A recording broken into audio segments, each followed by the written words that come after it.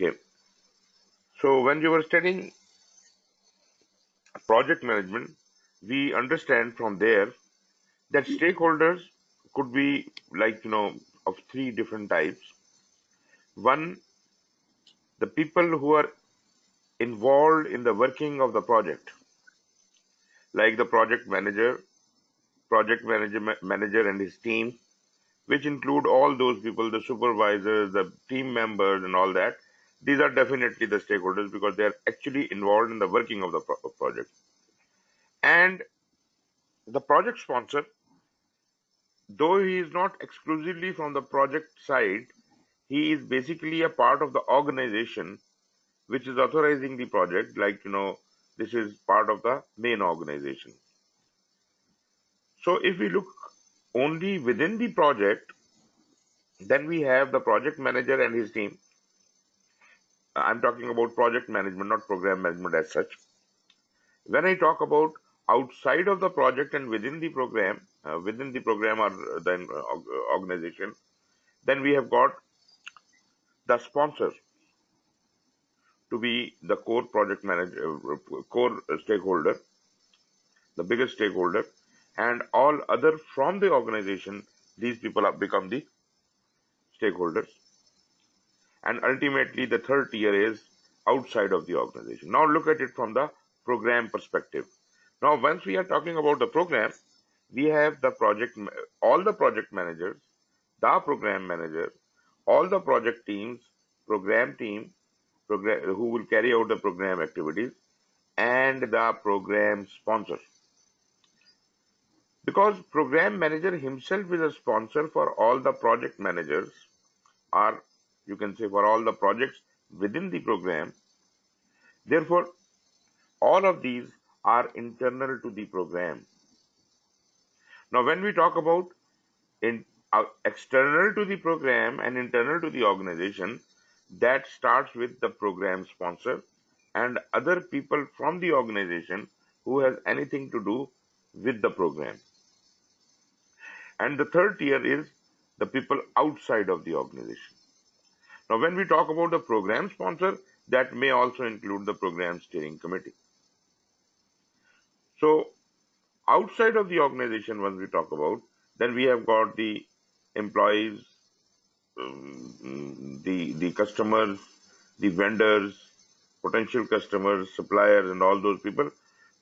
And naturally, the biggest stakeholder out of them is definitely the customer.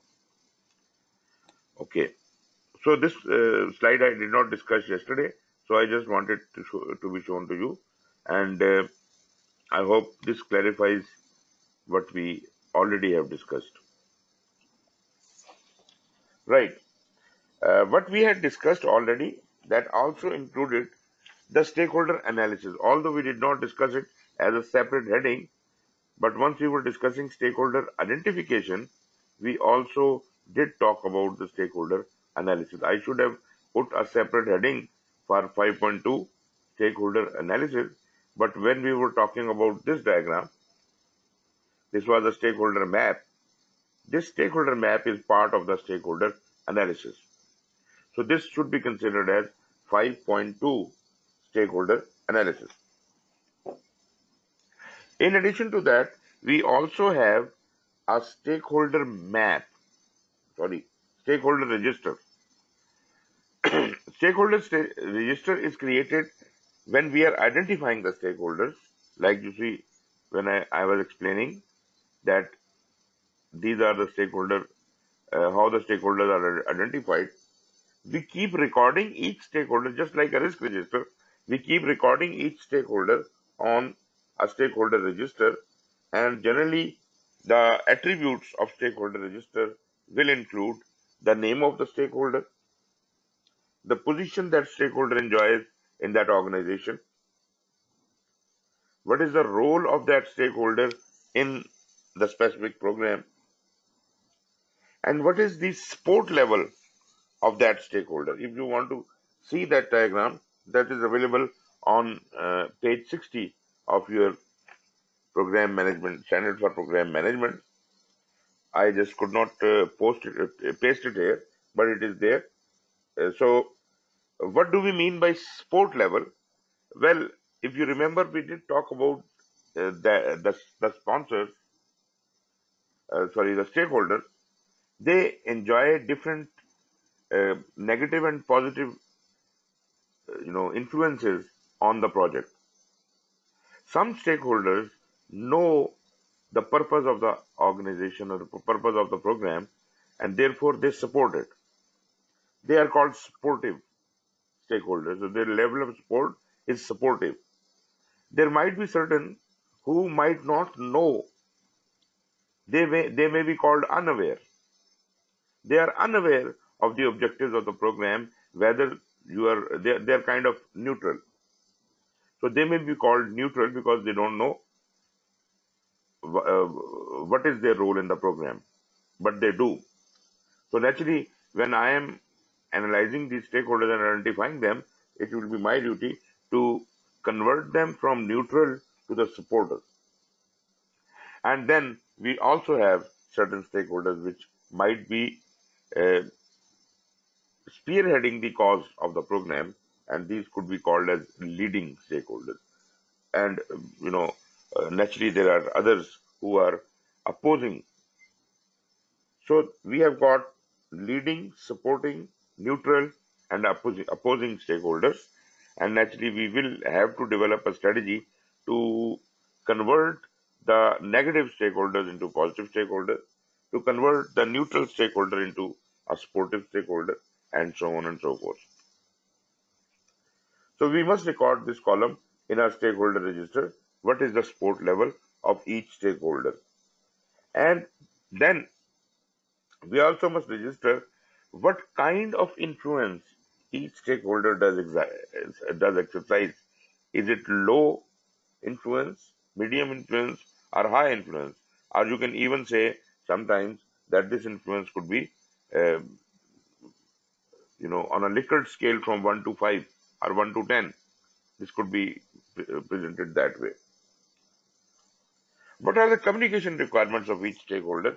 Very briefly, I'm not asking you to list down a complete detail of all the communications or reports they may require, but generally, will they be satisfied with a monthly email, or they may have a weekly conference, or there must be a quarterly status report? So this kind of brief communication requirement could be recorded against each stakeholder.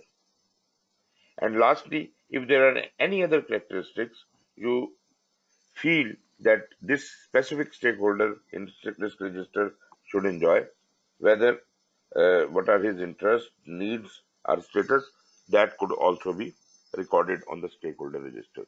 That was another thing which we could not discuss in the previous lecture about stakeholder identification. Then there is a description of each one of these stakeholders, like, we have the program sponsor, we have the program steering committee, the portfolio manager, the program manager. I did define what these roles are.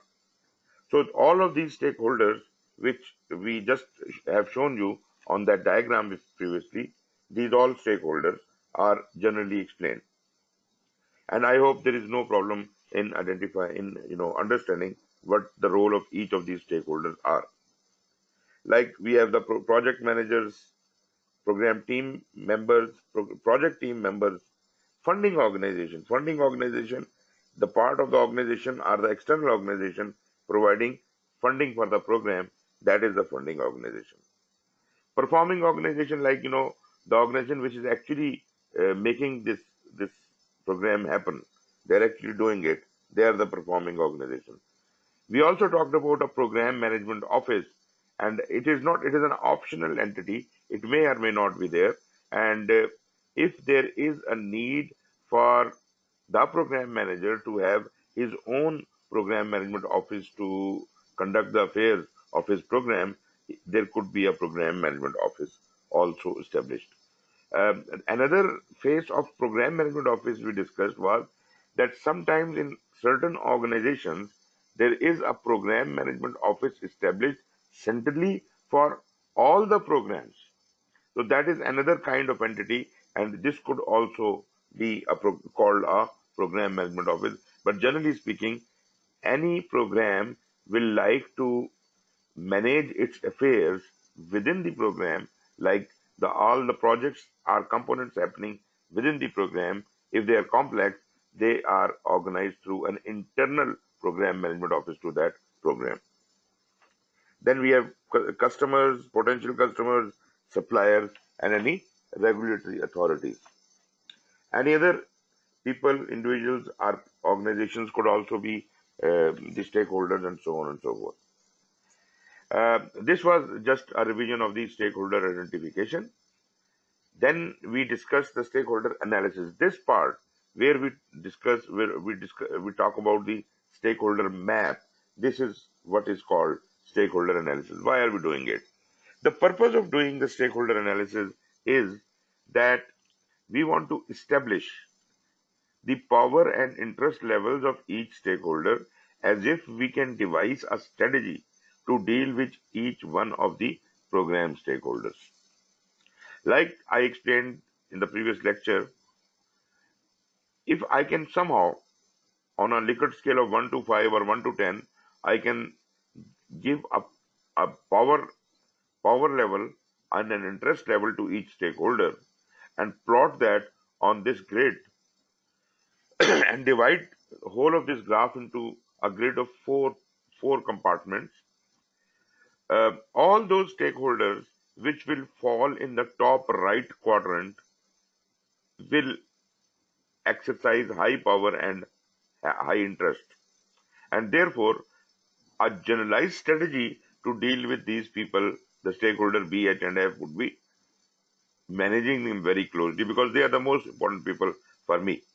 They exercise the highest level of power and they are most interested, so I cannot uh, ignore them for any aspect. They are the most important stakeholders.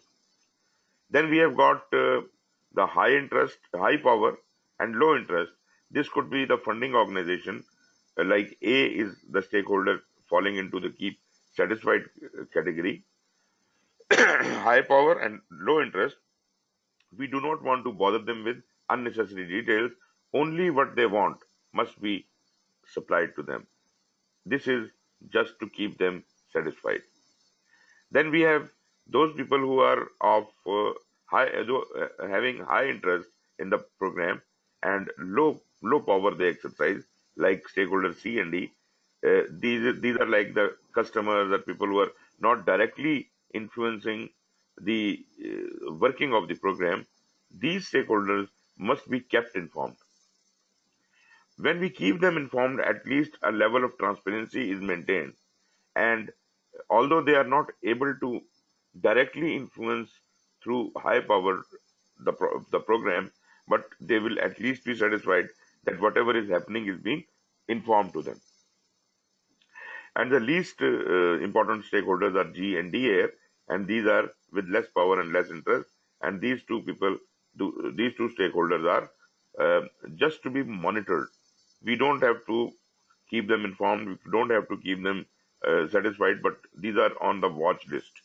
We have to keep an eye on them, because we understand that stakeholders may change their status or may change their level of interest or level of power. If they do, then they will fall in any other quadrant, and our strategy for them would change. So basically, manage closely is a strategy, keep informed is a strategy, keep satisfied is a strategy, monitoring with minimum effort is also a strategy. These are the four generic strategies we have actually devised for four kinds of stakeholders. But that is not all. Basically, we can have more intricate strategy developed through this analysis for specifically maybe for how to deal with B, H, and F separately. Maybe we have to pay more attention to B and a little less attention to H and even less attention to F, even while we are managing them closely. That can also be done, and that is part of the stakeholder analysis, a detailed stakeholder analysis. So, stakeholder map is one of the major inputs into how we deal with these stakeholders. So, as part of the stakeholder analysis and engagement, we must take into account certain aspects like the organizational culture and acceptance of change, any attitudes about the program and its sponsors, relevant phases, expectations of the program benefit delivery, degree of support or opposition. Naturally, we did describe what kind of stakeholders we have and who are supporting, who are not supporting, who are neutral, who are opposing. So we have to change their status. So what degree of support or opposition we do have, as if we can plan to amend it. And ability to influence the outcome of the program, that is the most important thing. Can they influence? So there are two things: either they have more influence or they have more power. And sometimes we create a grid between power and influence. Currently the grid we had was between power and interest, but it could be power and influence, or influence and interest. As I described in the previous lecture, if we are comparing against only two variables, then this grid is good enough, this stakeholder map is good enough.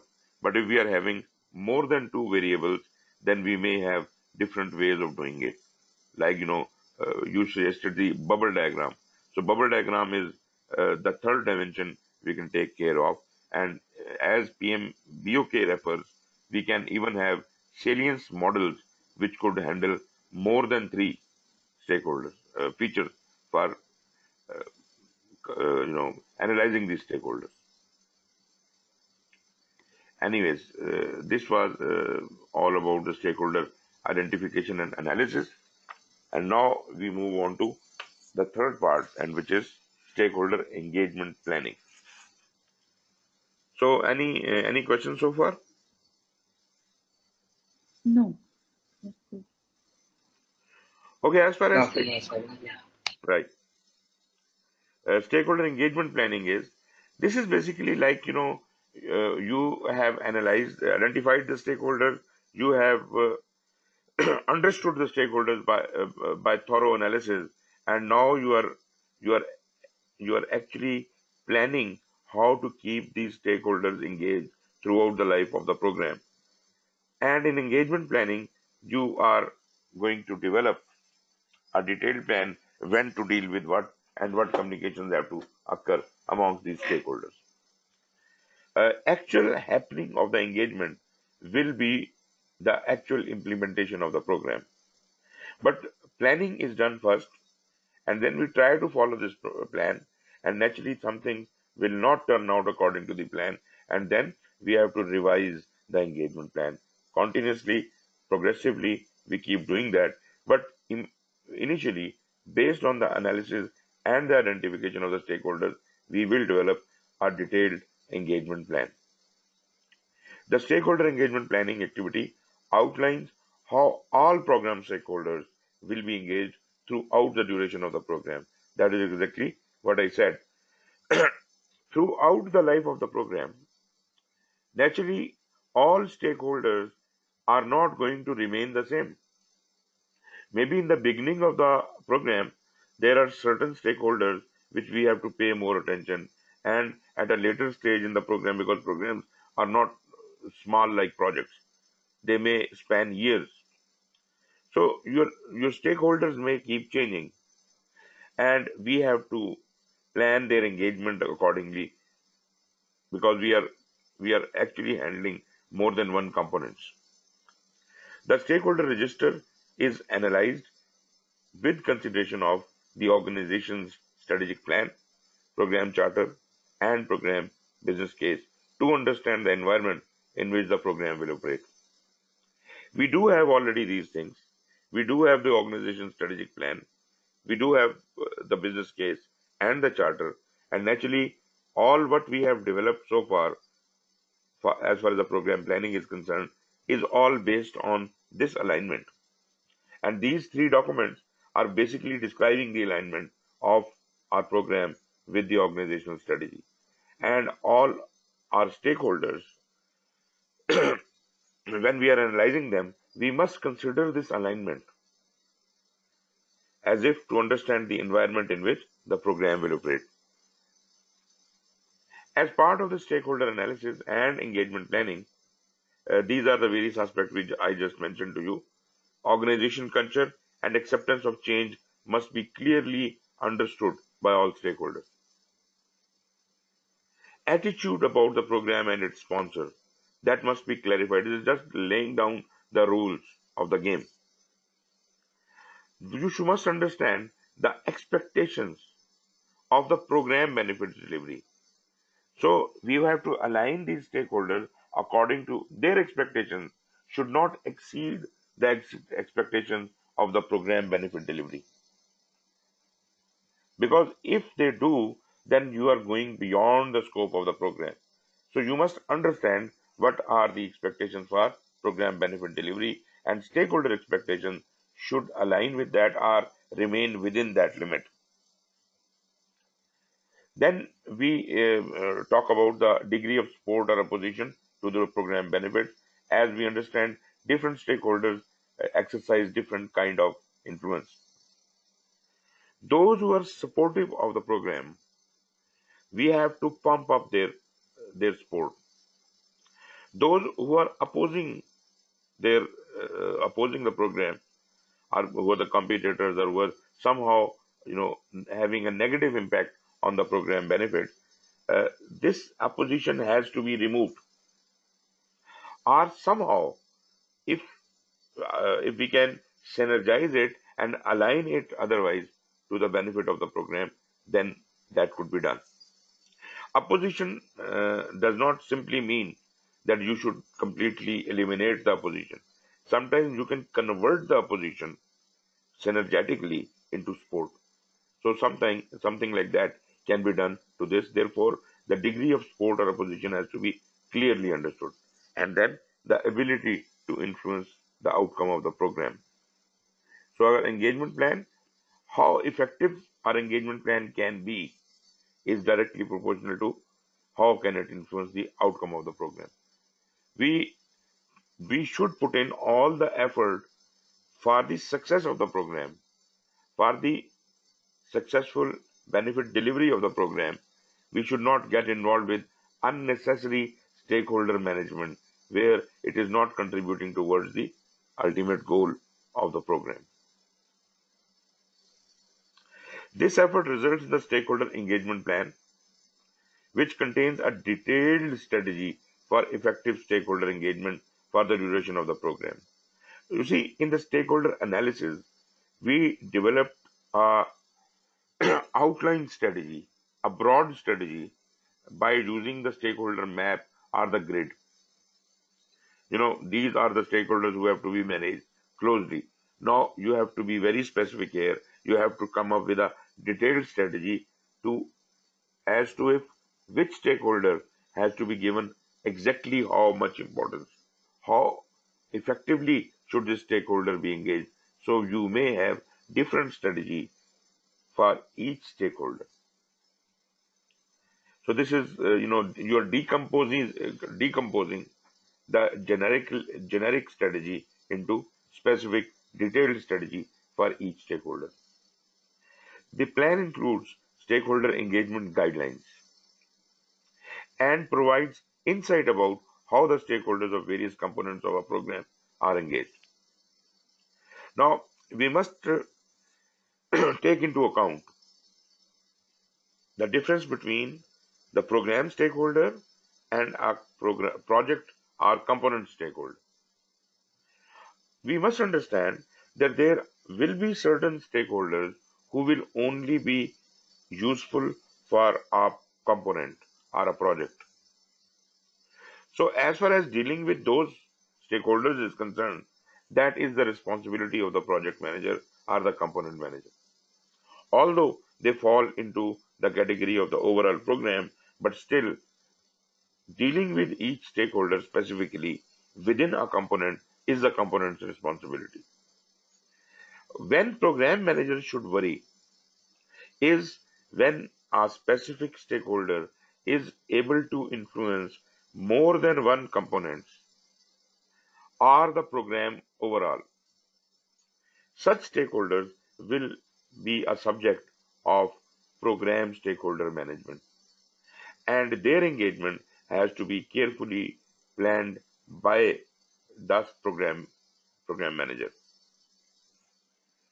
So I am not completely excluding the stakeholders who are active at the project level, but I am uh, dishing out that responsibility to the component manager or the project manager to Suhail, plan we are for. losing your voice. Okay, can you hear me now? It's coming and going. Oh, I'm sorry. Exactly. Right. I think there might be some problem with the internet. Otherwise, I am able to hear you, but you are not speaking all the time. Probably due to the net, that problem could could exist. But what I'm trying to emphasize here is that program stakeholders might be slightly different than the project or component stakeholders. Although everything which is happening within the program uh, is influenced by various stakeholders, and all the stakeholders are overall taken responsibility by the program manager. But there will be certain stakeholders which are specific to a project or a component, and dealing with that stakeholder will be exclusive responsibility of the component or project manager. Only those stakeholders which are influencing more than one components or projects will automatically become the responsibility of program manager. Therefore, program manager is looking at the whole program from the overall point of view, and all those stakeholders who can influence the program as a whole, or more than one components are being influenced by them. These stakeholders are to be managed by the program manager, and therefore the engagement planning will cover that. The plan defines how to measure the stakeholder engagement. So it defines the metrics to measure the performance of stakeholder engagement activities, how well the stakeholder engagement activities are going. How can we measure that? Has a stakeholder been satisfied? To what level of satisfaction could we reach? And what was expected? So the plan will actually define the metrics and the methods and tools. This should not only include the measures of participation in meetings and other communication channels, but should also strive to measure the effectiveness of the engagement in meetings and its intended goals. That is very important. It is not only a routine that, yes, there were 10 stakeholders and all the 10 stakeholders are present in the meeting, therefore all stakeholders are involved. That is not all. Have they been effectively participating in those meetings, and are they really engaged, or they are just there for the sake of it? So to keep the stakeholders involved, you can direct your comments directly to them and ensure that whatever their expectations were, are they being satisfied. You should get a direct feedback from each stakeholder.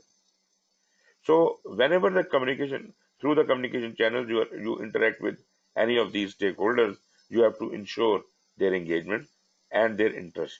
It has to be maintained throughout. I hope you understand this point. How to measure the participation of a stakeholder, that has to be ensured. The guideline for project. Measure, it's just like, Yes, are they following the communication plan as to the response time and how much participation is required yes, from them? exactly. How much participation? Because you know each and every stakeholder, you know their needs and expectations. You can chart them down, and you can try to see whether they are losing interest in the program, are they are involved, are they participating. And participation, as I just said, is just not are they attending. Participative means that they are involved in the discussion, they are participating, they're providing their input and feedback. So that is actual measure of participation. It's not just the presence of a stakeholder in the meeting. So we have to So, confirm. Yes. so basically, realistically, what tools do we use for that other than just our personal hunch that yes, they were attentive, yes, they're still positively engaged, because sometimes it's just a bad day and they Hmm? have something more critical on their mind because our they might be just a smaller component on my program, but they have something very urgent on Yes. their everyday operation Of course. Of course. going on that particular day. Right. For what happens is So, this is what are our yes. Okay. Um, what happens is this is more of a soft skill than a hard skill. So, as yeah? you know, stakeholder directly relates with communication, and communication is a soft skill, and that is not exactly about the program. That is about how good you are in your soft skills, like negotiation, conflict resolution, your engagement, and all that. So this is So, exactly about that. so the So point right about it is that we define the metrics used. What yes, metrics are we exactly defining? exactly. So I will talk about those metrics also. But naturally, if I am there as a program manager, you are my project manager, I will be able to understand how well involved you are in the program. You see, say you are with me, and I find and I feel that you are not being participative today. As you just said, you might have a bad day. So, what is my responsibility? My responsibility is to pay you special attention, try to understand why are you not being attentive today, and then set up subsequent meetings with you to ensure that all what had to be done is communicated to you, and what all information has to be transferred to you is communicated to you subsequently. It is not only till the duration of that meeting that I am interacting with you. My interaction or my engagement with you as a program manager is continuous in nature. So this is like having a team, and in this team, I may pay more attention to someone who may have certain problems, and I try to bring everything onto the same line. But now, if I don't know you have a bad day or something, then generally speaking, if somebody seems to be less attentive, maybe that marks the mayor for the participation that this person is not attentive. What can I do about it? I can ask specific questions to that person to make sure that this person is really not attentive. And if I find that that person is really not attentive, then I will, try to elaborate on that point as if that person understands it. I hope you are aware about the active listening thing which we studied in project management. That applies here as well. So we have to train our stakeholders and even our team members of the program how to listen actively. It is not only to present or to speak, it is how to be empathetic as well as active listeners. I hope you understand what active listening is. Yes, Raya? We all try to. Yes, We hardly anybody really qualifies at active listening, but yes, we try. we try. Yes, of course. And we have to. We have to. Because when it comes to listening, uh, well, you may claim to be actively listening, but actually you are just doing passive listening. That means you are listening to what I am saying, but at the same time, you are not absorbing anything out of it. Maybe a little you are absorbing, and remaining everything is being deflected away. I don't know what you are doing, and I don't know how much are you absorbing. So this is just not a matter of saying that you are being actively listening. Then there is another way, that is effectively listening. An effective listener is more attentive, and he keeps, jotting down each and every point and ensures that his mind does not divert while the things are being said. So he tries to grasp as much as possible. That is good, but that is not active listening. Active listening is a listening in which you are actually involved in two-way communication. You absorb only that much message which you know you can hold. And say you can hold a message of about 20 minutes. Then you summarize that 20-minute message into a few seconds or a minute's question and ask that question to the person who is communicating, and ask for a confirmation through a question. That way, whatever message you have actually and understood would either be confirmed or rejected.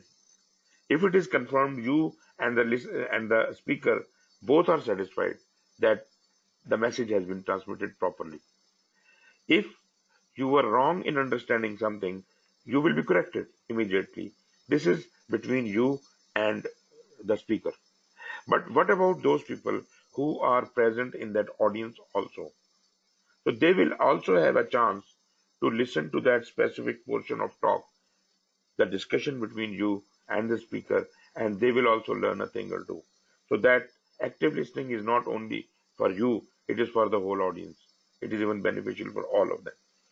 So basically, you have to train your team members and your stakeholders somehow to be active listeners. I'm not saying that everybody will be teachable, but still you have to kind of motivate them to listen actively. And even if you can't, then you should have specific measures to see who is being attentive and who is not being attentive. Because it is not just that you are saying something to them, you are actually collecting a lot of data from them. So that data has to be in the right shape, in the right form. Therefore, the guidelines which I am saying, the guidelines must be properly provided initially to all stakeholders as far as the stakeholder engagement is concerned, and these guidelines are encapsulated in the stakeholder engagement plan. So stakeholder engagement plan provides critical information used in the development of the program communication plan and its ongoing alignment as the known stakeholders change. Now, how does stakeholder engagement plan relate to the program communication plan? So I was on the very last point here, and if you have understood the thing which we were discussing already, well, as I was saying, that the tools by which to measure and how to do it is actually not very specific. There can be certain tools which we will be discussing, but basically this is not very specific. This all depends upon person to person how you do your soft skills. So basically, this is the use of the same tools, the active listening and all that, meetings and conduct of meetings, whatever. So that is all together a separate group of tools which we have been studying in project management, in your normal life, in your organizational settings. So those things will continue like that. But we have to find the best fit. As far as the stakeholder engagement plan which has been developed is concerned, this is going to be extremely helpful to develop your program's communication management plan, because you are gathering a lot of information through the stakeholder engagement plan. That is critical information, and that all must be included in the program communication plan. Therefore, your communication plan, which is just the opening and closing of the communication channels at specific points in time amongst various stakeholders, is going to be dictated, or it is going to get a lot of feedback continuously from the stakeholder engagement plan. So stakeholder engagement plan becomes a basis for program communication plan, and naturally this is going to happen continuously. This is the progressive elaboration task, because stakeholders will keep changing. Stakeholder engagement plan may have certain changes, and ultimately your program communication plan will be updated according to the stakeholder engagement plan. Okay, that much for the planning of the stakeholder engagement. Now we come over to the next topic, which is actual engagement of the stakeholders. Now you must understand that we identified the stakeholders, we analyzed the stakeholders, and in the stakeholder engagement plan, we actually developed a specific strategy for each stakeholder, the detailed strategy for each stakeholder, and according to that, we developed our stakeholder engagement plan. How we will keep each stakeholder involved, engaged, the level of engagement or involvement, how it is to be maintained, how everything will be done related to the stakeholder. That would actually tell us what critical information is to be received at what time from which stakeholder and communicated to whom. And that will give birth to our communication plan. Now we are actually in the execution, our implementation stage, and while we are implementing the stakeholder engagement plan, we have to do it in accordance with not only the stakeholder engagement plan but the communication management plan as well, because communication management plan actually outlines which communication has to happen when and how. Okay, so I was saying uh, that while we are actually implementing your stakeholder engagement plan, you have to take the program communication plan also into consideration. Stakeholder engagement is a continuous program activity because this will keep happening till the end of the program. The list of stakeholders and their attitude and opinions change. You see, new stakeholders will be introduced.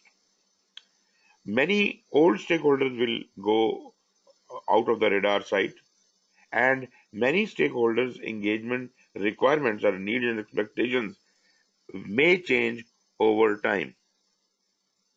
Their attitudes may change, their opinions may change as the program process progresses and benefits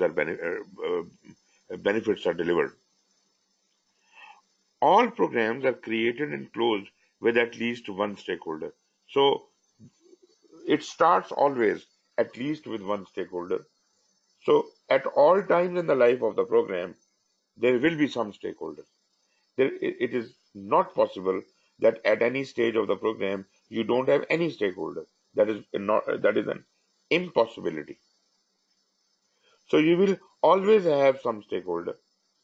At least one stakeholder will always be there because that is the requirement. If there are no stakeholders, the project will definitely close immediately. Program will close down.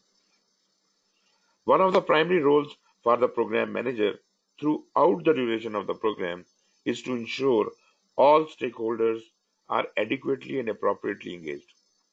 That is exactly what we were discussing in the engagement planning.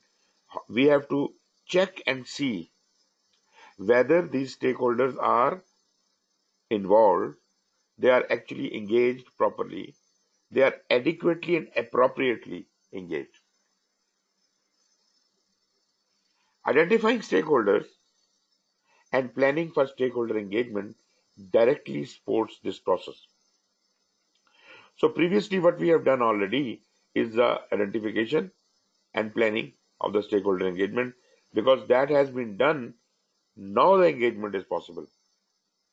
And why I'm saying that?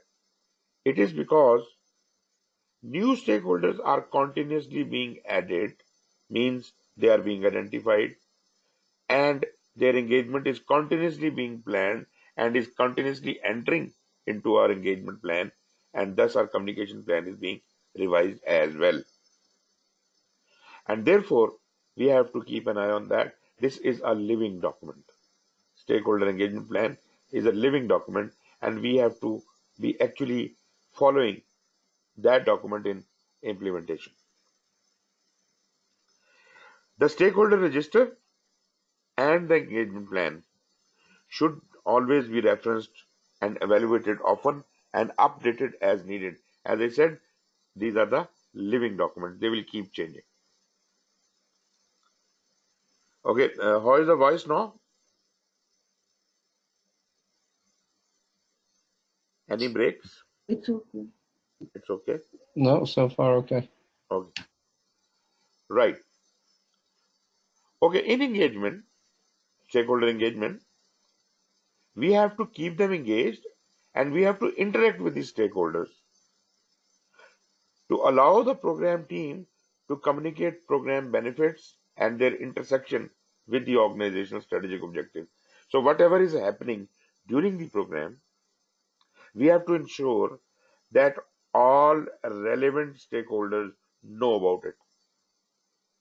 We have to engage them, interact with them, inform them transparently. But just refer to my earlier discussion, I did say that everything is not to be communicated to everybody. Not that we want to hide anything from anyone, but because certain information is not for certain stakeholders. They don't need it. If they don't need it, they should not be given that information because that information may enrage them. They may not like to have unnecessary details and that may put them off. Like you remember, I said the people who are exercising high power and low interest, they should not be bombarded with unnecessary information. They should only be sent that information which they need. That's all. So you just keep them satisfied. Ask them what you want and just provide them that much. Nothing more than that. Because anything more may be destructive for the program. Not from the point of view of secrecy, but from the point of view of putting the stakeholder off. As far as the secrecy is concerned, that is another concern. And for that, we do have other mechanisms, like the non-disclosure agreements and other things. So you can take care of secrecy in other ways. But as far as the stakeholder engagement is concerned, we are specifically talking what information is to be provided to whom from the perspective of the necessity. Some stakeholders are naturally curious about the program and often raise questions. And I personally think that is a very good thing. If somebody wants to know something, if some stakeholder wants to know something more about the program, more than what he initially asked for, so you must welcome it. But at the same time, you must take care that they should not cross the boundary of the benefit delivery. If their expectations start exceeding the expectations of benefit delivery, that means you may be going out of scope. That is the only thing which you have to take care of. Now, these questions and the answers to them should be captured and published in a way that will allow multiple stakeholders to benefit from the exchange. As I said, if somebody is asking questions, that is good. You should not be put off due to that. Not only that, this is good, but those questions and the answers you provide them must all be published and intimated to all concerned. Again, I'd say all concerned. Again, I'm not saying that these question answers must be communicated to all of the stakeholders because all of the stakeholders might not be interested.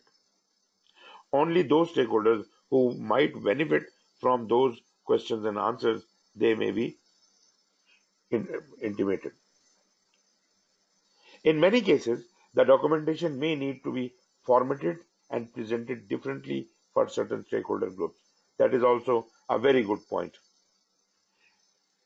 One stakeholder might need a detailed information, another stakeholder may only require the abstract of that information, summary of that information. So you have to suit according to the stakeholder.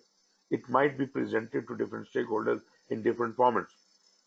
So this has to be decided in the stakeholder engagement planning that which stakeholder will get information at to what level of detail. It is important that decision-making stakeholders are provided with adequate information to make the right decisions at the right time. necessary to move the program forward. Now, I hope this point is amply clear to you. Decision making, decision support systems, basically, uh, those people, those stakeholders who are in position of making certain decisions, they need data to make that decision. And it is not only the data, but this is a complete decision support system behind it. It's not data, it is the analysis of the data. It is a whole of a uh, data mining has to be done behind it.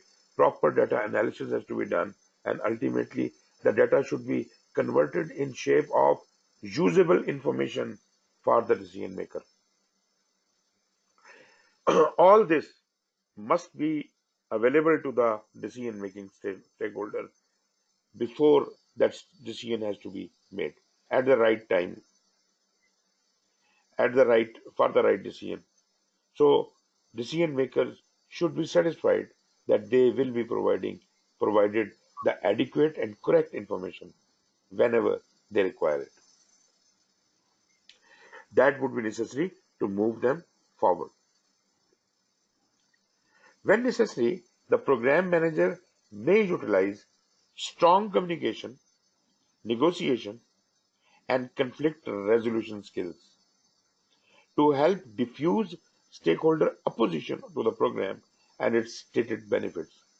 You see, you have to fight a battle here. The stakeholders may not all be in favor of what you are saying. They may be opposing you at every point. So you must advocate your point in a very strong way. You should have extremely excellent communication skills. And if there needs to be something negotiated, you should have very good negotiation skills. And if there is any conflict, you see, one of the stakeholders is not agreeing to certain things and he has his own point of view, then how this conflict has to be resolved. Maybe this conflict is amongst the stakeholders, and program manager in his position has to resolve this conflict and bring them on a common ground. So you must help stakeholders to diffuse this opposition for the benefit of the program and keep them aligned towards the successful delivery of the benefits. That is your prime aim. For large programs, where you have got diverse stakeholder groups, you may also require facilitated negotiation sessions between the stakeholders or stakeholder groups when their expectations conflict. So, larger the group, naturally the conflicts are more intense, and probably, if that be the case, maybe I have to bring in a negotiator or even a lawyer sometimes. So there has to be facilitated negotiation sessions where experts may be brought in to diffuse the issue, to resolve the issue. To help stakeholders establish common high level expectations for the delivery of program benefit, the program manager provides stakeholders with the appropriate information contained in the program charter and program business case, which can include an accompanying executive brief to summarize the details of the risks, dependencies, and benefits. You see, when you are formally presenting all these things to your stakeholders, you must ensure that you are always in line with your strategic benefits, strategic objectives. That is why you have to refer to the program charter and program business case. That are your foundation documents. And you have to convince your stakeholders in accordance with the program charter and the program business case. And to support your point of view, you can come up with further details which can be summarized in shape of the risks, because you are now in the conduct of the program, so you know the details of the risks, dependencies, and benefits. Naturally, all of these things are actually supporting the same business case, but this could be brought in front of the stakeholders as if they can understand the situation better. So this will give birth to transparency, and stakeholders will have confidence on the program manager and whatever is being happening.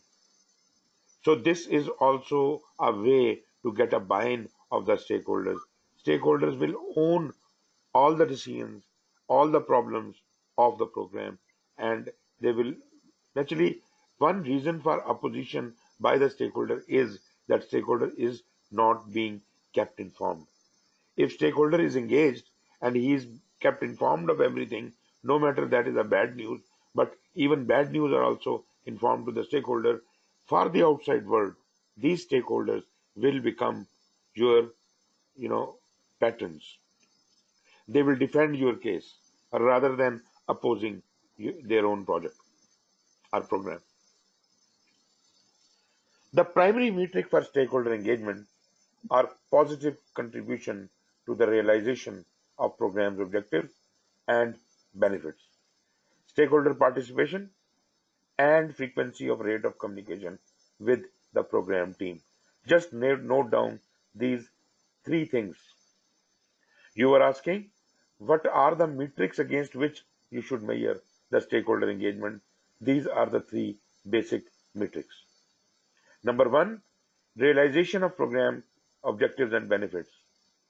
So you will see that whatever communication or interaction you are having with stakeholders, is it being constructive towards the realization of program objectives and benefits?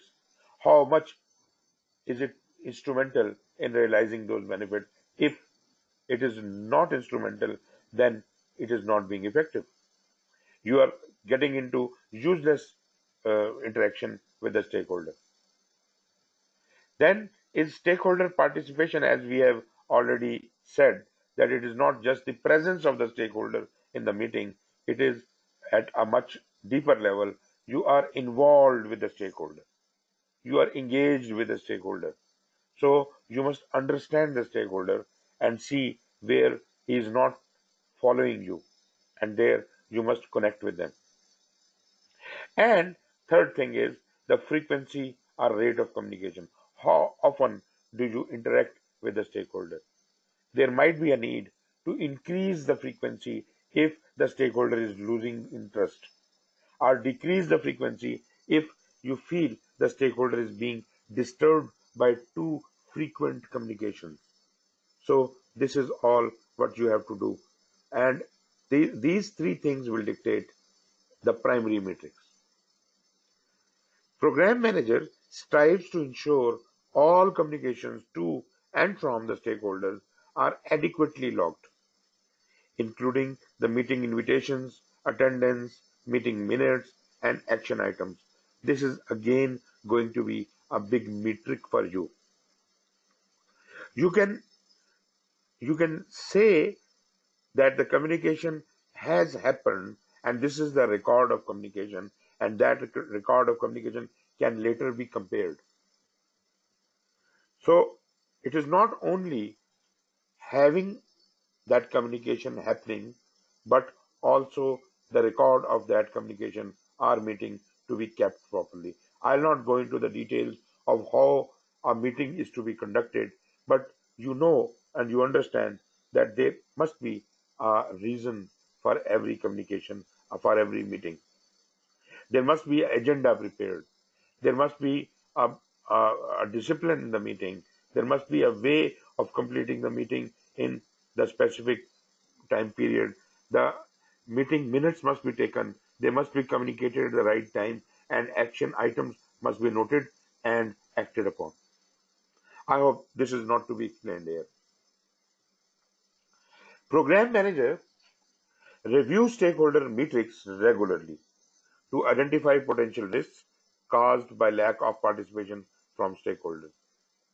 So this is going to happen continuously. You will keep, looking at those three things: the realization of program objectives and benefits, stakeholder participation and frequency, and looking at the documents which have been prepared for the previous communication, and see if some stakeholders are losing interest.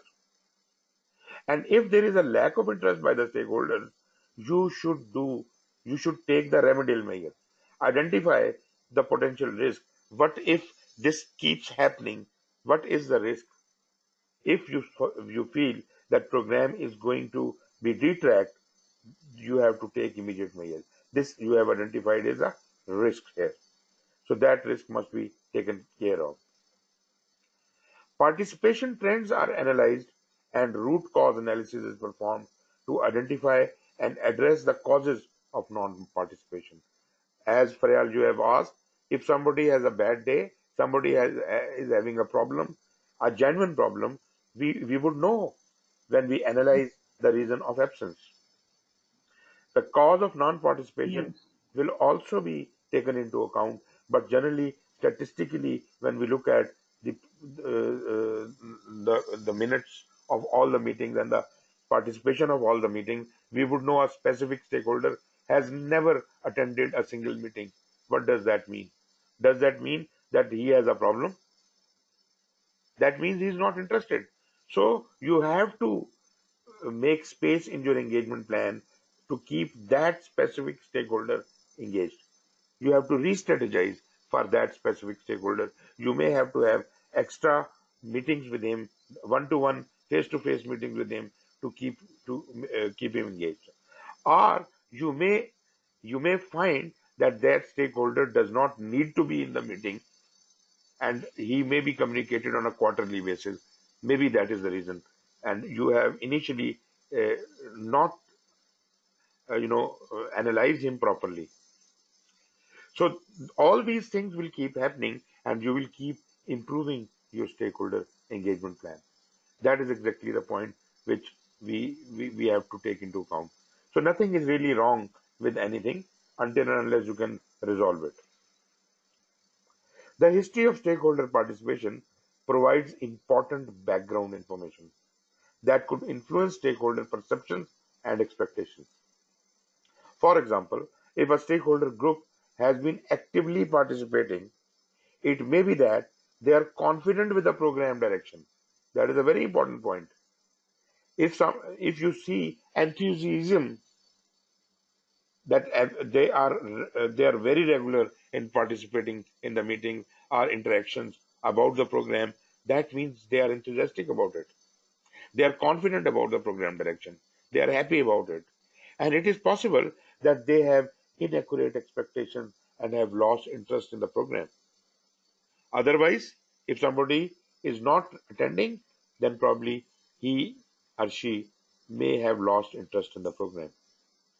So you have to go back to see whether what were their expectations and whether you have captured them correctly or not. Maybe you have not captured them correctly, so you can rehash and again set up their needs and expectations and bring them in the on the track. Thorough analysis avoids inaccurate assumptions about stakeholder behavior that could lead to poor program management decisions. Do not just take decisions based on incorrect assumptions because if you have made up your mind that that stakeholder is very bad, so you will not interact with that stakeholder and ultimately the stakeholder will keep getting away from you. So do not work on suppositions. Do some thorough analysis, interact with those stakeholders, try to understand them. Just understand that these stakeholders are important. They are just like customers, and customer is always the boss. So stakeholders are to be kept happy. They have to be understood.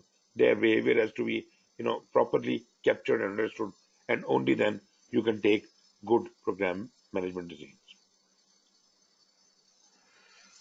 As the program team works with the stakeholders, they will accept and log stakeholder issues and concerns and will manage them to closure.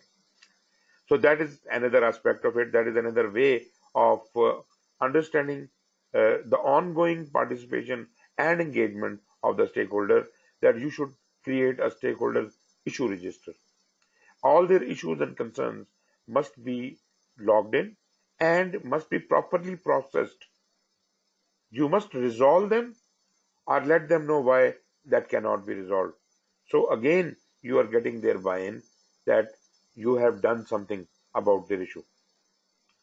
Use of an issue log to document, prioritize, and track issues will help the entire program team understand the feedback received from the stakeholders.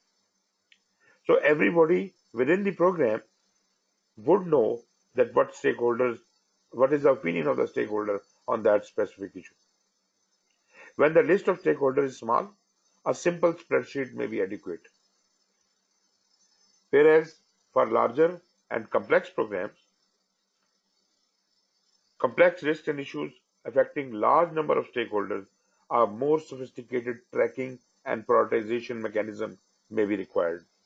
It may not be done through just an Excel sheet or a spreadsheet. You may have to have a, software, a management system like program management information system kind of thing, which could capture all this data and deal with them. Stakeholder issues and concerns are likely to affect aspects of the program such as the scope, benefits, risks, costs, schedule, priorities, and outcomes. And naturally, these are very important things. If there is an issue about the scope of the program or the benefits of the program, that may have to be addressed very carefully. And as I said, the benefit delivery expectations are the supreme. Definitely, if a stakeholder is not agreeing with that benefit delivery, then that gives us a moment to think whether are we really going towards the right benefits or not. Why is this stakeholder insisting on a different benefit, which may or may not be useful for the organization or the overall benefit of the organization? So you may have to review the alignment of that benefit with the organizational objectives. And maybe you find that that stakeholder was right and that benefit has to be revised. New risks could be identified. Some issues and concerns may highlight the changes in cost, schedule, priorities, and outcomes. So this all can happen due to the issues and concerns. The issue log thus becomes a very important document. Impact analysis techniques should be used to understand the urgency and probability of stakeholder issues and determine which issues may turn into program risks. Now, impact analysis is done on the issue log. All the issues, we must first analyze them, which carries the highest bang, the biggest impact, which are the issues which will cause the biggest impact on the program. So if we can somehow prioritize them and try to address those issues first, which are impacting the program most, probably we will be benefited in correcting the program direction early. So again, probably you can use the 80-20 rule. Out of all the issues recorded, if you can somehow focus on the more impacting issues, after which you can find through the impact analysis techniques, and ultimately you can correct your direction and satisfy your stakeholder in the meanwhile. So that completes the topic 5.4, which was program stakeholder engagement. Any questions so far?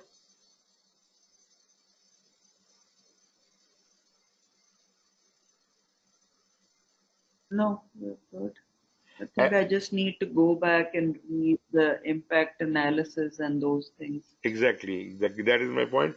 These are the tools which you may have to read from elsewhere and understand how they work. But you have the concept now that how these issues have to be handled.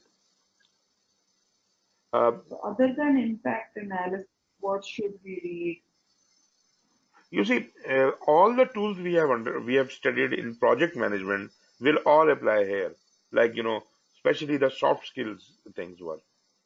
As I was giving you the active listening thing, negotiation, and all that, you just have seen that this is all given here, but not explained. Nothing has been explained.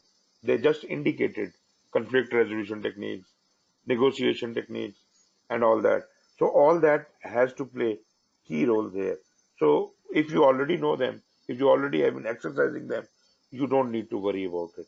But for example, impact analysis, you might not have been involved in impact analysis, so you may have to read it through and try to understand how to do that. But again, I would say impact analysis is just like, you do the stakeholder analysis or the risk analysis, qualitative and quantitative.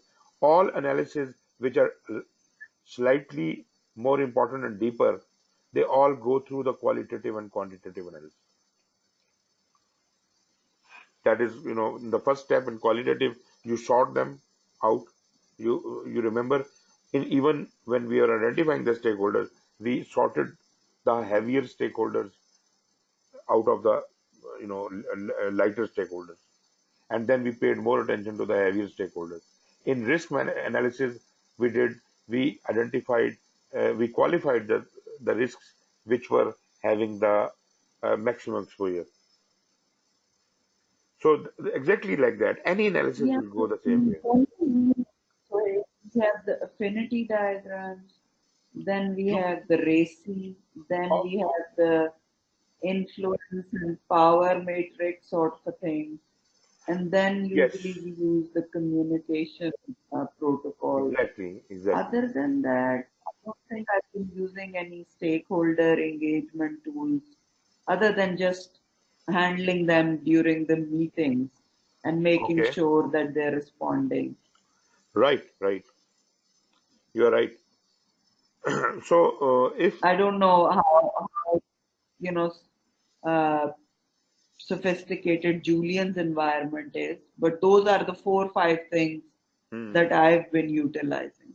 they are mostly Unless somebody tells me exactly that, this particular person's difficult, or yeah, this project is difficult, or this technology is difficult. right, right. Sometimes there's a general uh, image of a certain person, and Yeah, sometimes it's true, and sometimes it's not.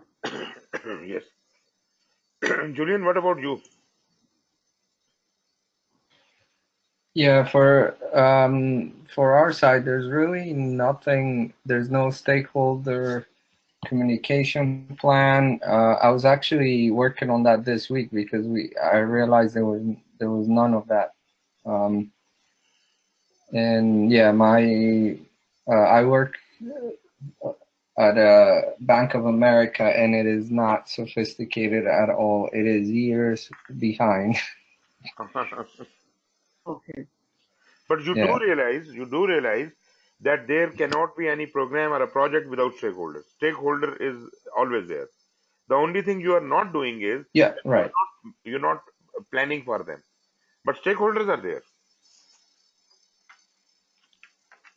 Oh, yeah, there's no doubt about that. There are stakeholders. It's just keeping them on the same page and not having a delayed response is what I keep on trying to do, because I have deadlines to meet. So I can't, once I have, set everything in motion, put resources on it, then I can't get a complaint or an objection.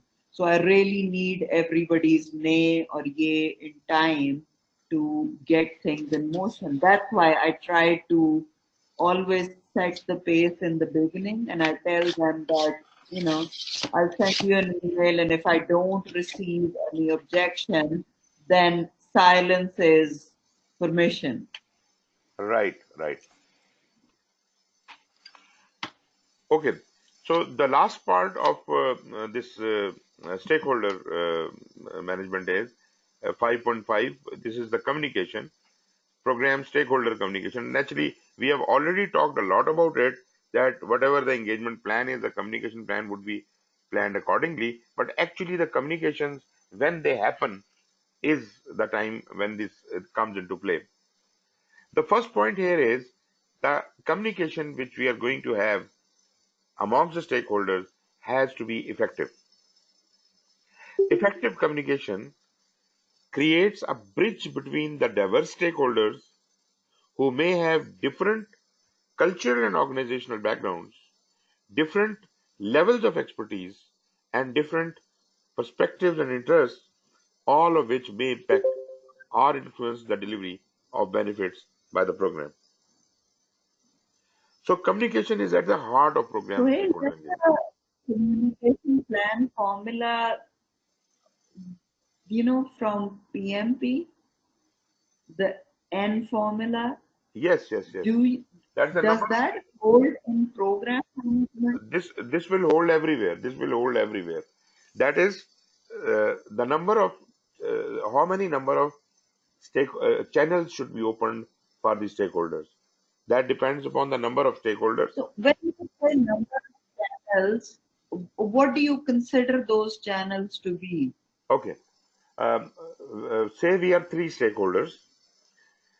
Maximum Okay. communication. I'm not talking about a specific communication. I'm I'm talking about we all can communicate with each other. Although it may not be necessary for the program that we all should communicate with each other, but in the worst case, in the most crowded place, everybody is talking to everyone. This is the worst case scenario. So what if this happens, that every stakeholder in your organization starts talking to everyone else? How many communication channels can be opened, right? So if all three of us wants to communicate with all three of us, then there will be n into n minus 1 divided by 2. That is 3 into 2, 6 divided by 2, 3. So 3 communication channels will actually exist. But I am not saying that from the program point of view, you will require all the 3 communication channels. You may not require all the 3 communication channels. There, for example, just take the example of this, GoToTraining. Uh, as I had specifically allowed you to chat. The communication channel between the participants was not open, and that was not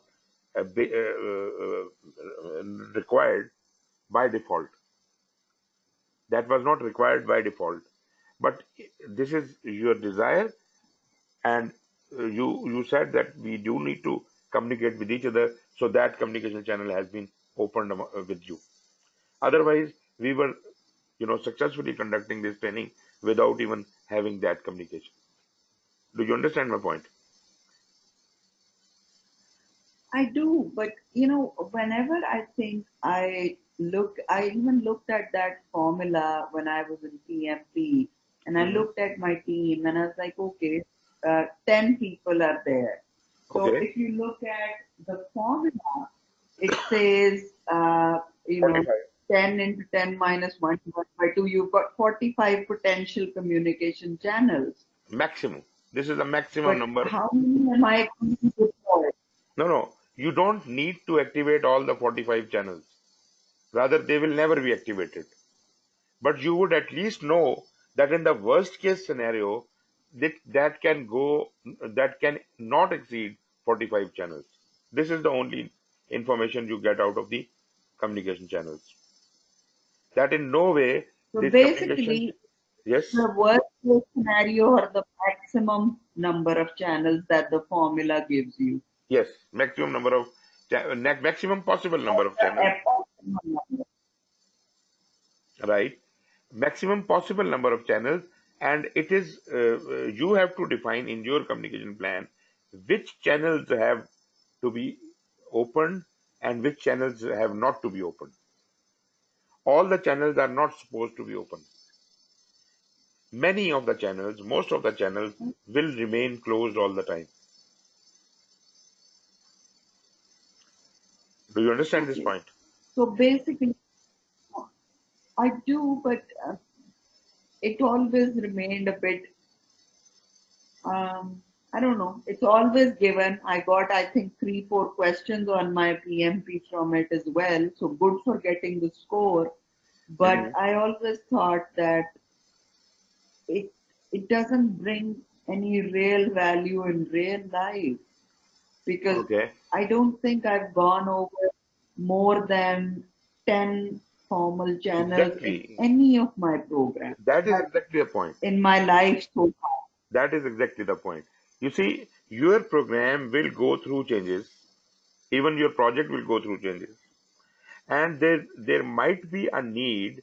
Maybe there are two departments which you are not letting them communicate amongst themselves, but your workload increases and you decide to open the channel between those two departments and tell them to communicate that specific report to that department for this time slot.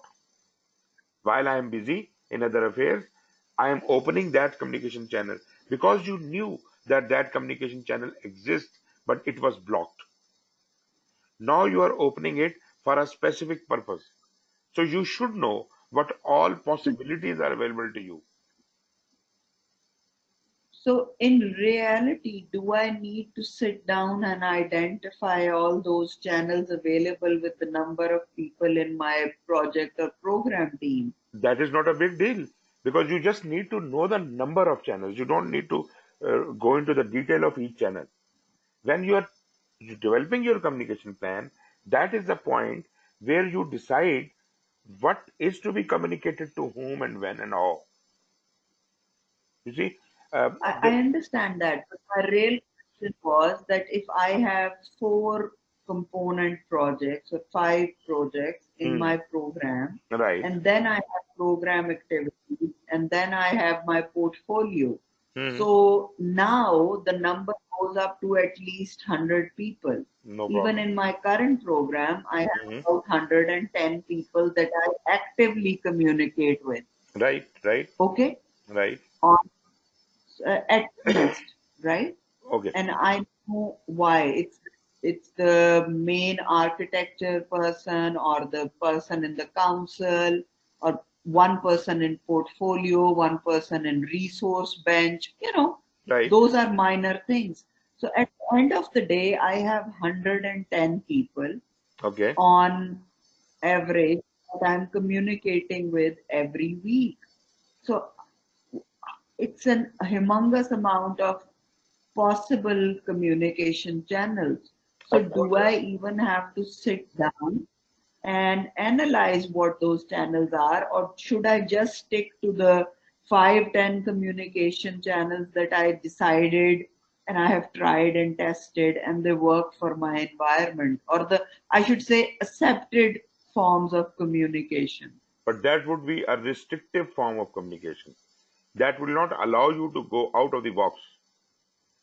You see, you must categorize your communications in a way that according to the stakeholders. As we were discussing, there are certain stakeholders who need more detail. There are certain stakeholders who need less detail.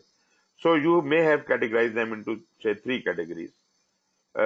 So this is a report which is to be generated from point A. I guess Should it be level communicated of to all? detail Yes, please. a level of detail is a completely different thing. If I say accepted form of communication Hmm. is coming through email only, or putting an update on the calendar, Right, or sharing even, you have even company messenger, right? right, Other than so no WhatsApp, no personal modes of uh, communication will be considered planning or formal intimation, right? You right, set the baseline right from the beginning so that nobody comes back to you that I didn't get an update. So the channels are those things that is it going to be your SharePoint? Is it going to be your Office Messenger? Is it going to be your Office calendar or just Office email, no personal emails? So those are channels. The level of detail that goes into it is, do you have a defined report for a certain stakeholder? hmm, Because some financial analysts and your PMO people, they need a specific report filled out. So those are their communication needs that they tell you from the beginning. The same goes for the council, that they have certain written out reports that you have to turn in every week. So you right. have no say in it. Okay, So that level of detail is already there. and specify it. But Okay. we are talking about channels of communication: email, phone, text. These are Exactly. all, or your SharePoint, or your Right. Messenger, or your Blackboard in the company. Those are channels. Okay. Let me give you my point of view. From my point of view, Okay. if there is a communication channel between me and you, how does that communication channel comes into being? As soon as we are introduced to each other, before that we had no communication channel. Once we exchange pleasantries and we know we are introduced to each other, we know each other, that is the point our communication channel opens. When a communication channel exists between you and me, only then can you contact me or I can contact you. The contact could be through email, through a letter, through a report, through a meeting, through anything.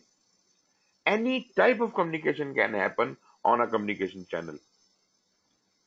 So this is the discretion of the two stakeholders who are communicating with each other. How do they want to communicate? They may like to have a dinner together. That could be one way of communicating. They may have to have a chat. That is another communication. They want to have a message communicated through a messenger. Whatever you do, whether formal or informal, that is immaterial. But communication channel has been opened, and now any communication can happen. So if you and I do have an existing communication channel, there could be any communication which we can allow on that channel. So, and the level of detail is also, included in that. What level of detail I want to communicate through that channel, this is also enclosed in So that on a channel, program level, for my components or my projects that I'm handling, right? what do I tell my project manager? Because for them, I always tell them that sending me 5 different WhatsApp messages on Uh-huh. a program group or a project group is Mhm. not going to be considered as an official update or an Exactly. official report. We have set communication channels. They can give me an emergency test like Right. report sent, kindly check and confirm. So Right. yes, only that part you You can can send me say on WhatsApp that will not be or considered a valid communication, but it still remains a communication. exactly. Yes, all I'm saying is to what level do I dictate or put in writing Hmm. that what forms of communication will prevail? I can't control if 3 of my project managers or component managers or my council advisor or my financial analyst, they Hmm. all go on the same bus. Right. I cannot control that. Or But they go to the same gym. but They you can should know. have But you multiple should know. interactions. The point is Yes. you should know. Oh, You should know who can communicate with each other. Even oh yes. I in team chatter. sometimes go, but Yeah. sometimes you find out 3 months later that they are neighbors as well. Yes. Or they themselves find out that they live in the same neighborhood because they end up giving each other a ride on a weekend or a holiday. Exactly. Sometimes you simply don't know. But communication is So happening. it's a level of, yes, it happens, but Mhm. do I need to worry about the informal communication channels as Of well? course. Of Or course. should I just restrict myself as a program manager to the formal accepted forms of communication? No, you That is what I was really trying to ask. informal communication is equally important. Is equally important, although you do not plan it, but that is happening. And as a program manager, you have to be, you have to know that what information is unofficially being communicated through unauthorized channels. So that is exactly why you have Okay, because NDAs. The non-disclosure agreement is exactly for that. That somebody is exactly, not that's what I was going to say, that exactly. we, But the existence of we those have channels are very there. strict SLA. Yes, but even we've had issues in the past Mm-hmm. because we have contract regulations, we have SLAs, we have RFPs, and even major contracts which are not inked yet. But as a team, you know they are happening. Mm-hmm.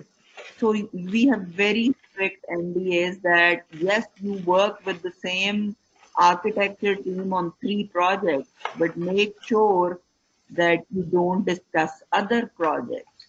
Exactly. Sometimes it happens, and then we get into issues because there are very strict disclosure agreements around them. Yes. Because sometimes at the last moment, the contract drops Mm-hmm. and the next person on the vendor list or the bidder list comes up. Exactly. So it's not a contract till it's inked. Mm-hmm.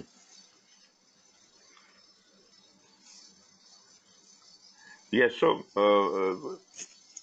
communication channels, you must take them informal channels. They're not classically always formal. Formality comes after. The very first thing you need to do is to understand, uh, just theoretically, how many communication channels could be there. It does not mean that all the communication channels have to be invoked or all of them are formal. They are not formal. They may not be formal. Some you can So control, some you can't control. Now you have to decide for the purpose is of it the still program. good practice? So, would you consider it a good practice if in the first icebreaker meeting or the second or the third, just the initial meetings, if I have just a show of hands, if people have met before, they have worked on other teams, I always do that Yes, just of to course. gauge the familiarity level. And Yes, even for my team forming now situation as well, because I really need to know that do they know each other? yes, Can they work together? Do they have had any issues in the past? So yes, just to get my stage set right, I always do it. And I try to do it 2, 3 times in 2, 3 different meetings so mm-hmm. that I am in the clear that do we have any history? Do Mm-hmm. we have any ongoing issue?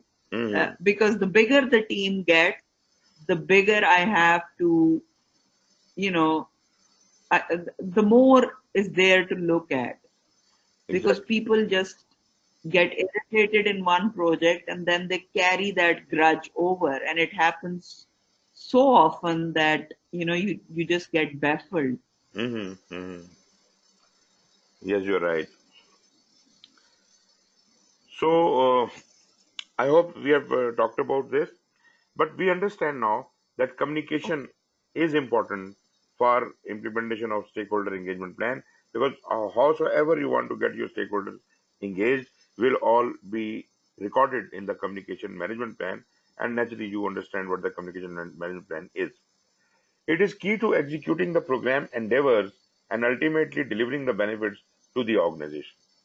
This critical component is a vehicle for information sharing, negotiation, collaboration among the program team members to drive program implementation efforts. Now, the stakeholder strategy, program managers should actively engage the stakeholders. You remember we have already devised the stakeholder strategy. Now, this stakeholder strategy has to come into action through the communication plan. So, the program managers should actively engage stakeholders throughout the life of the cycle of program with particular attention to those key stakeholders who are high in power and influence. So these are the people for whom I Are had you specific. referring to program strategy or stakeholder strategy? In program we have a stakeholder strategy. In program for the In program for or I should say program stakeholder strategy.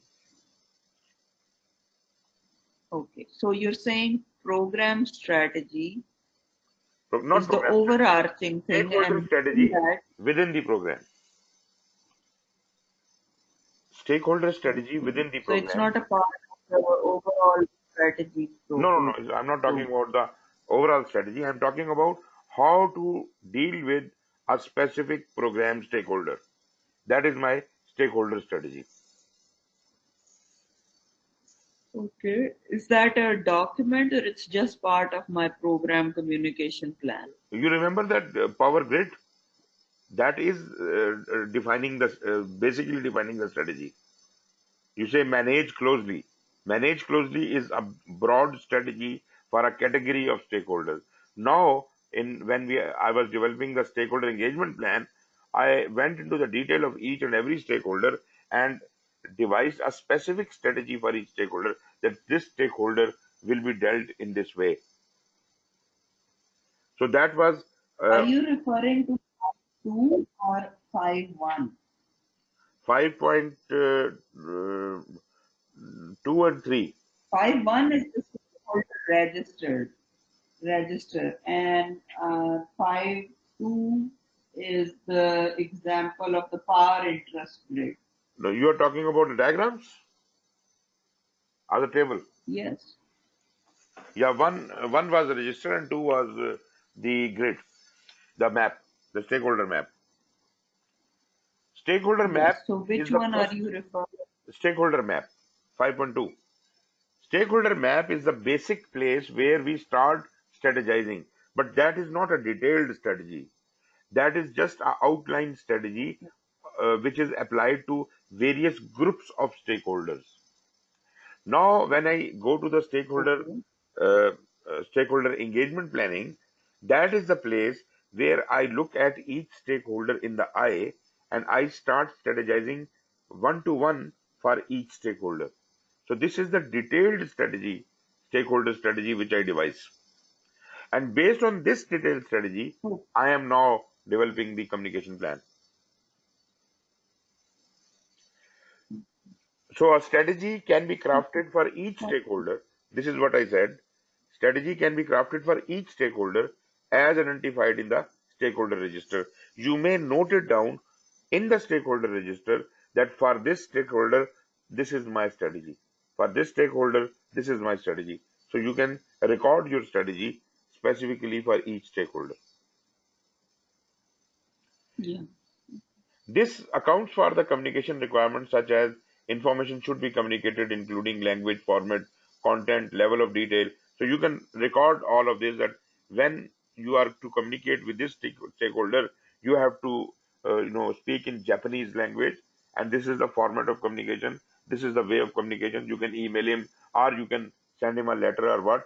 So what type of communication is allowed, as you were saying, formal or informal, official or unofficial, whatever mechanism you suggest for each stakeholder, that is defined in the strategy. It can also address a feedback loop to discuss program changes and an escalation process.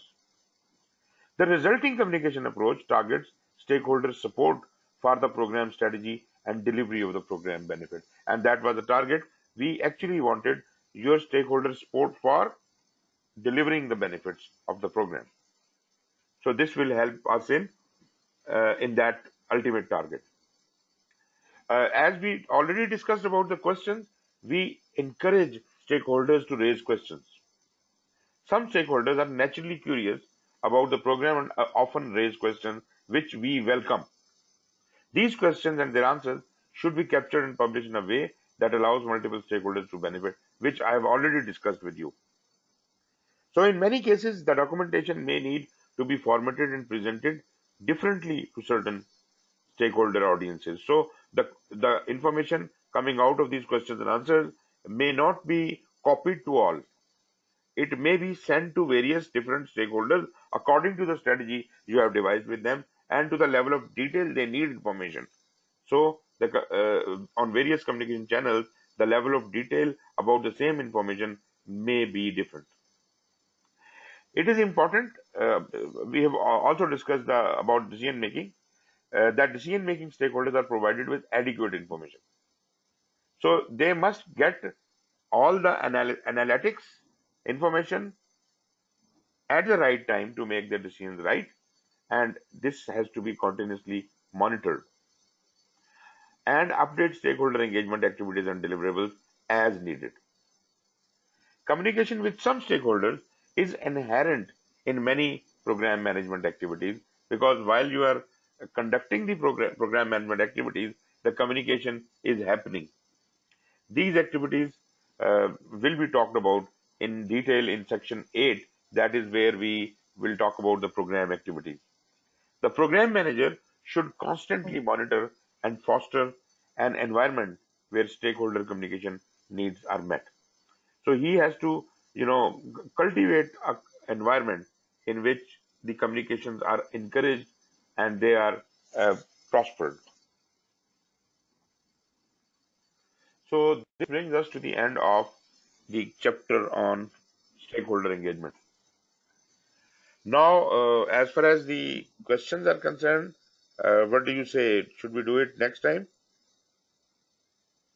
Yes, I done hope, for the day. yeah, I hope I do have the questions for stakeholder. Yes, there is exam. So we can do it in the next class in the beginning. We'll discuss it, and whatever time is left, we will spend on the next chapter, that is the governance. Is it okay with you, Okay. Julian? That's Yes. fine. Fine. Yeah, that's So okay. let's call it a day. Okay. Thanks. Thank you very much and take care.